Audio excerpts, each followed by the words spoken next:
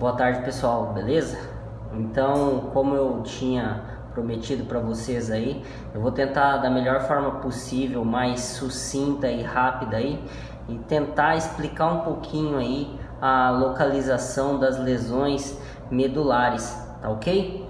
Então, antes de mais nada, né, de fazer a avaliação aí dos reflexos espinhais, para a gente descobrir qual é a localização da lesão, a gente deve de qualquer forma fazer um exame neurológico minucioso, tá certo? Isso envolve o exame físico, reações posturais, pares de nervos cranianos, atividade motora, né, tônus muscular, os reflexos espinhais em si, e daí as sensibilidades para dor superficial e profunda, tá certo?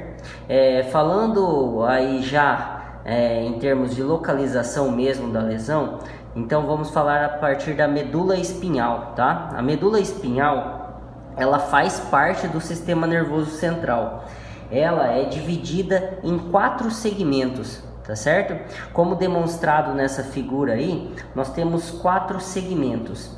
Então temos o segmento cervical da medula espinhal, que fica entre a vértebra cervical C1 a C5, tá certo? Daí temos o segmento cérvico-torácico, que é representado por C6-T2, que é a intumescência cervical. Daí temos a parte tóraco-lombar, T3-L3, e daí sim a lombosacra, que é L4-S3, que é a intumescência lombar.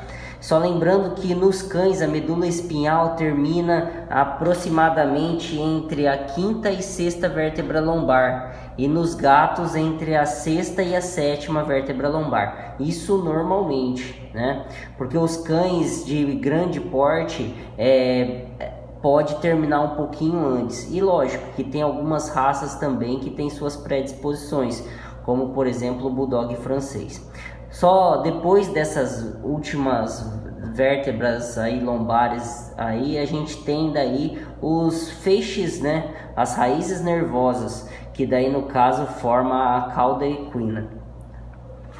Então, só lembrando para vocês também, vou explicar aqui para vocês como é que forma, como que faz a lesão na medula, né? De qual forma que isso acaba levando à perda de propriocepção, atividade motora, dor superficial e dor profunda, tá certo?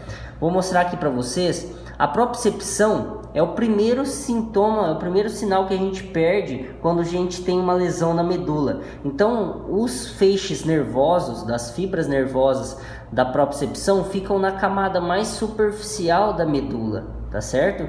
Então, por isso que é o primeiro que a gente perde. Depois, logo em seguida, a gente tem a atividade motora ou a motricidade voluntária. Então, as fibras nervosas ficam um pouquinho mais para o centro, tá certo? Daí depois disso temos a dor superficial. Na dor superficial, aí as fibras nervosas ficam ainda mais, né, internas. Já a dor profunda, por exemplo, as fibras nervosas são bem internas mesmo. Por isso, quando a gente tem uma lesão de alto impacto, de uma lesão grave, a gente perde a dor profunda, aí sim a recuperação é mais difícil, tá certo? Depois disso também, vamos explicar para vocês a diferença entre neurônio motor superior e neurônio motor inferior. O que é isso, né, na verdade? Tem as suas localizações, tá certo? O neurônio motor inferior fica entre C6-T2, tá? Então, no segmento cérvico-torácico, e também no segmento lombosacro, que é L4-S3. Já o neurônio motor superior já está presente aí no segmento C1, C5 e T3-L3, tá ok? Então, como que a gente vai saber para localizar aonde que foi a lesão? Tá certo? Então a gente tem aqui na tabela algumas situações que a gente vê no caso de neurônio motor inferior e neurônio motor superior. Por exemplo, função motora. Quando tiver lesão de neurônio motor inferior, daí vai ter paresia ou paralisia. Neurônio motor superior, da mesma forma. Já os reflexos espinhais, né? Tanto de membros aí, dependendo da localização, vão ser ausentes ou reduzidos. Já no neurônio motor superior, ele vai estar intacto ou normal a aumentado. Tônus muscular, o tônus muscular no neurônio motor inferior, reduzido. Neurônio motor superior, normal ou aumentado. Atrofia muscular, quando tem lesão em neurônio motor inferior, é grave. É uma atrofia muscular rápida, em torno de 7 dias. Já no neurônio motor superior é suave, tardia. Isso aí demora em torno de 30 dias para a gente ver essa atrofia muscular, tá certo?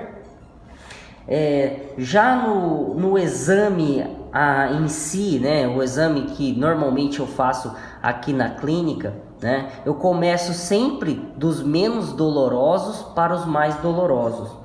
A primeira coisa que eu faço é observar o animal, né, observar a sua postura, a locomoção.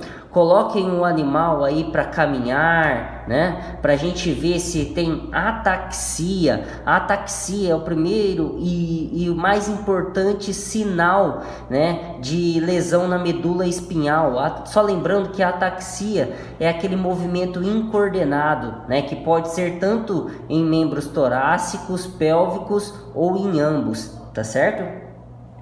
Propriocepção, já em cima da mesa, a gente já testa. Coloca a patinha do animalzinho para trás, ele tem que voltar ao mesmo instante para frente, levando aí no máximo de 2 a 3 segundos.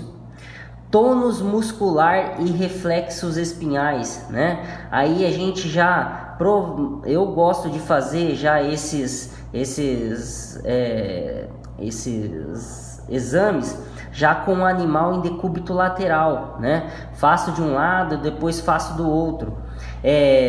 Dependendo do local, se tiver membros torácicos ou membros pélvicos, né? Ou os dois juntos, inicia-se pelos membros torácicos. Membros torácicos, você vai avaliar ali o reflexo interdigital.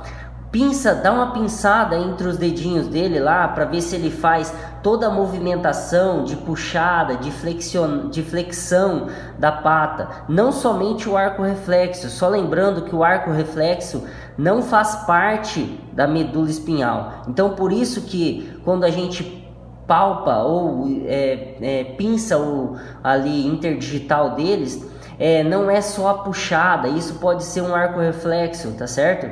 Só lembrando que esse pinçar, o animal tem que ser consciente, tem que sentir um pouquinho de incômodo, um pouquinho de dor, para daí sim a gente falar que a gente está fazendo o exame direito, tá certo? Já o membro pélvico, antes se fazia o teste do esquiático, né? Hoje a gente não faz mais esse teste, tá certo? Por quê? Porque teve o professor, se não me engano, foi um professor de anestésio. Ele fez esse teste em peça de bicho morto. Então esse exame do nervo esquiático, bicho morto ou somente a pata sozinha de um bicho que teve amputada respondia. Então por isso que a gente tirou isso hoje já em dia.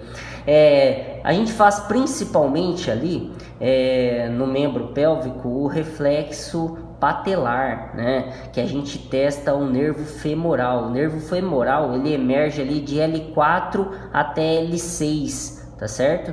E também o reflexo interdigital. Nesse reflexo interdigital a gente testa principalmente também o ciático. O ciático fica ali entre L5 até S1, assim a gente avalia esse nervo, tá certo? Após os reflexos espinhais, daí deixa o animal em decúbito ali external e testa o reflexo cutâneo do tronco. conhecido também como panículo, né? Com uma pinça ali hemostática, a gente vai pinçando de caudal para cranial ali a pele ali em cima ali da coluna, e tem que ser, o músculo tem que contrair, né, bilateralmente. A partir do momento que ele não sentir, né, esse reflexo, geralmente a lesão está localizada 2 vértebras para frente, da onde ele não tem mais o reflexo cutâneo do tronco, tá certo? E depois disso, a mais dolorosa, que é a palpação epaxial. A palpação epaxial é quando a gente faz a compressão, a pressão ali em cima mesmo das vértebras. Esse também é um exame muito bom para você determinar aonde está sentindo dor, qual é a localização da dor, tá certo? Aí, né, vamos aí, você vai falar assim, e daí? A partir daí, o que a gente faz? Né? Aí a gente vai decidir entre tratamento conservativo, tratamento cirúrgico, tá certo?